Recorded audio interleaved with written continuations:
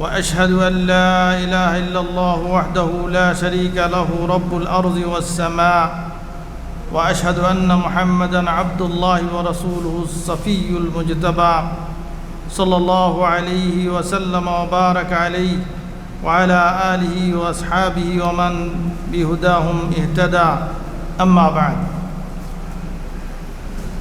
সমস্ত প্রশংসা সেই মহান আল্লাহ রাব্বুল আলামিনের জন্য যিনি আমাদেরকে আজকে রোজা ইসলামিক সেন্টারে হজ পূর্ণ হজ পরবর্তী হজ পালনকারীদেরকে নিয়ে সমবেত হওয়া তৌফিক দান করলেন। তাই আসুন আমরা আল্লাহ শুকর আদায়ের জন্য বলি আলহামদুলিল্লাহ। অতঃপর অগণিত অসংখ্য দুরুদ ও সালাম বর্ষিত হোক তার প্রেরিত রাসূল আখিরি নবী মুহাম্মদ রাসূলুল্লাহ সাল্লাল্লাহু আলাইহি সাল্লামের প্রতি।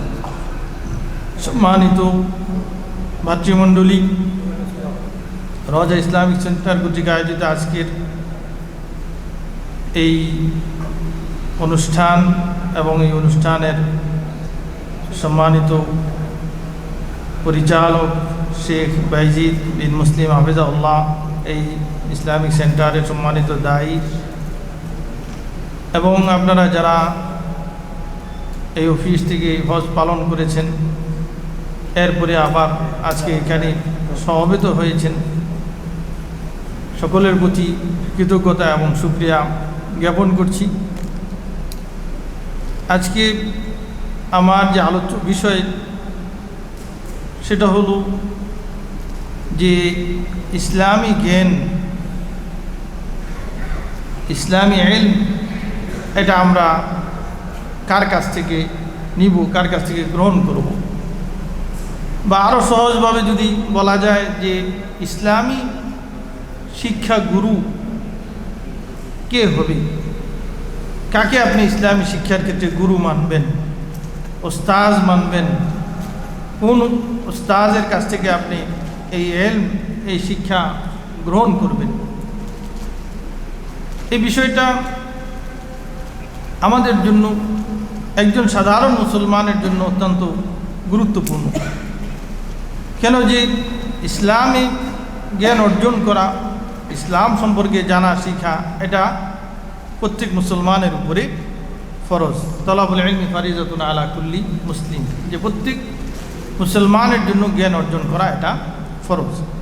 তো এই ফরজ জিনিসটা আপনি যখন অর্জন করবেন, শিখবেন, সেই ক্ষেত্রে নিঃসন্দেহে আপনার একজন গুরু দরকার, একজন উস্তাদ দরকার।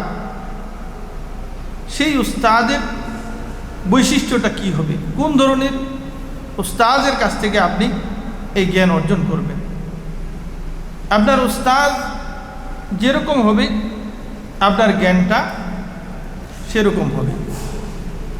উস্তাদের মধ্যে যদি কোনো ভুল ত্রুটি থাকে, বিভ্রান্তি থাকে, তাহলে স্বাভাবিক কারণেই সেই ভুল ত্রুটি আপনার মধ্যে থাকবে, বিভ্রান্তি আপনার মধ্যে থাকবে।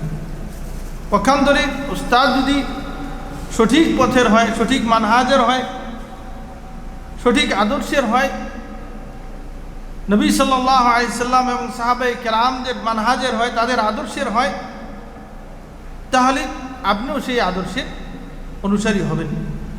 এজন্য আমাদের একটা প্রবাদ আছে যে বাপ কা বেটা সিপাহী কা ঘোড়া কুছ না কুছ থোড়া থোড়া।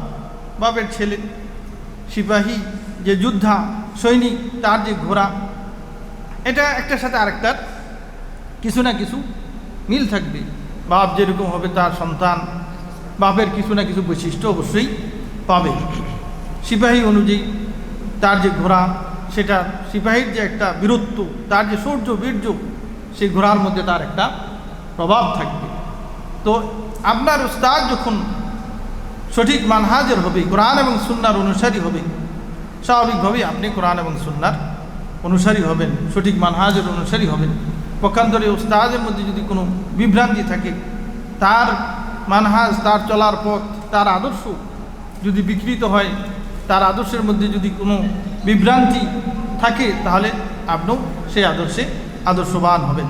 তো এই জন্য আমাদের জ্ঞান অর্জন করার ক্ষেত্রে সবার আগে দেখা দরকার যে আমি কার কাছ থেকে জ্ঞান অর্জন করব, কোন উস্তাদের কাছ থেকে আমরা জ্ঞান অর্জন করব। আপনি দেখবেন যে একটা সন্তানকে যখন আপনি আপনার ছেলে বা আপনার মেয়ে তাকে যখন আপনি স্কুলে ভর্তি করাবেন, তখন সবার আগে আপনি তথ্য সংগ্রহ করবেন যে কোন স্কুলটা ভালো, কোন স্কুলের পড়াশোনার মান ভালো, সেই স্কুলেই আপনি আপনার সন্তানকে দেওয়ার জন্য চেষ্টা করবেন। কেন যে আপনি আপনার সন্তানের ভবিষ্যৎ ভালো চান, নাকি বলেন?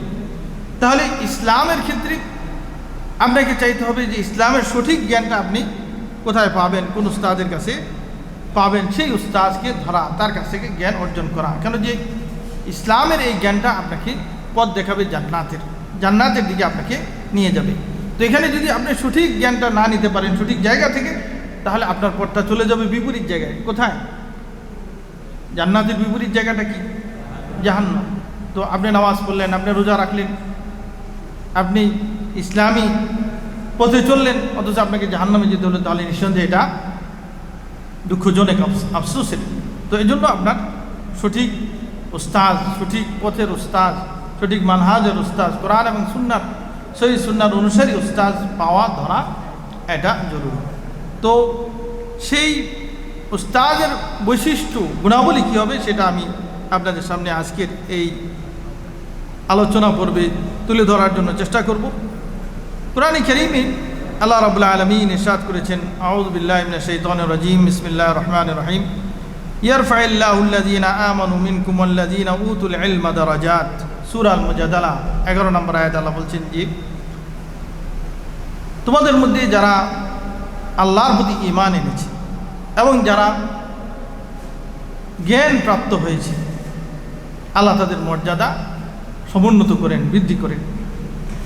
যারা আল্লাহর প্রতি ঈমান এনেছে এবং যারা জ্ঞান প্রাপ্ত হয়েছে, ইলম অর্জন করেছে, সঠিক জ্ঞান অর্জন করেছে, তাদের মর্যাদা আল্লাহ বৃদ্ধি করেন। তাহলে দেখুন যে পৃথিবীতে সবাই তার সম্মান মর্যাদা বৃদ্ধি পাক, রক্ষা পাক, এটা চায়, নাকি বলেন? কেউ কি চায় যে সে অসম্মানিত হোক, অপমানিত হোক, লাঞ্ছিত হোক? এটা কেউ চায় কি? না, এটা কেউ চায় না। তো আপনি সম্মান পাওয়ার জন্য দুইটা কাজের কথা আল্লাহ বললেন। একটা হলো আল্লাহর প্রতি ঈমান আনা এবং সঠিক জ্ঞান অর্জন করা।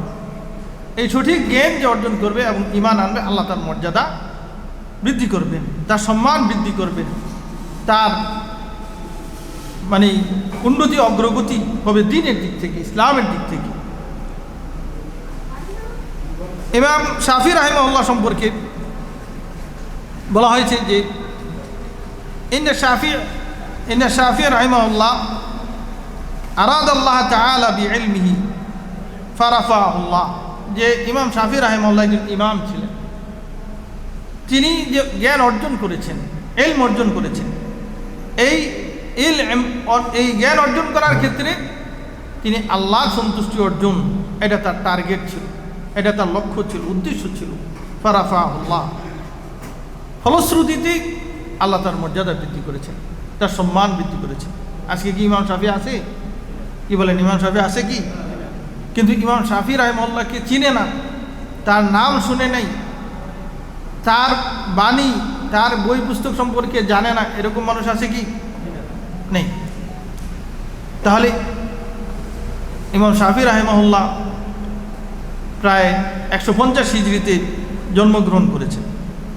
তো তাহলে সেই যুগের, সেই সময়ের মানুষ কত আগে পৃথিবী থেকে বিদায় নিয়েছেন, আজকে পর্যন্ত তার নাম, তার মাযহাব, তার রেখে যাওয়া পথ, সেটা সমাজে বিদ্যমান। কে করলো এটা? কোনো সরকার করছে? কোনো ব্যবসায়ীরা করছে? আল্লাহ করেছে।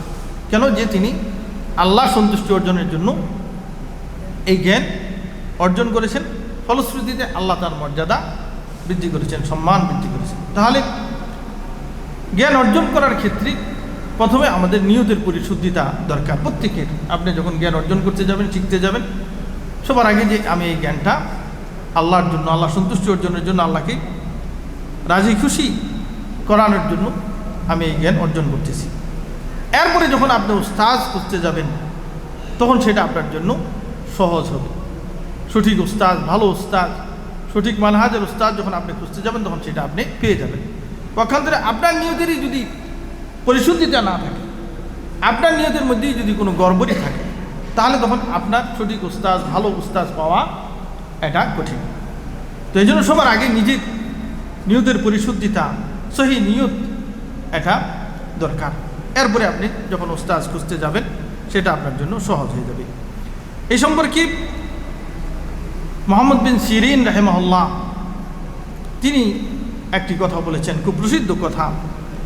তিনি বলেছেন যে ইন্না হাযাল ইলমা দীন ফানদুরু আম্মান তাখুযুনা দীনাকুম, যে এই যে ইলম, ইসলামী শরীয়তের যে ইলম, ইসলামী যে জ্ঞান, এই জ্ঞানটা হলো দিন, এই জ্ঞানটাই হলো ইসলাম।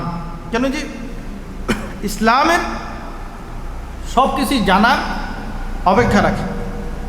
আপনি যদি নামাজ সম্পর্কে না জানেন তাহলে নামাজ ঠিকভাবে পড়া সম্ভব হবে কি? আপনি যদি রোজা সম্পর্কে না জানেন রোজা ঠিকভাবে রাখা সম্ভব হবে কি? এই যে আপনারা হজ করে আসলেন, হজে গেলেন, আপনি যে লোকটা কোনো ইসলামিক সেন্টারের সাথে হজে যায়নি, হয়তো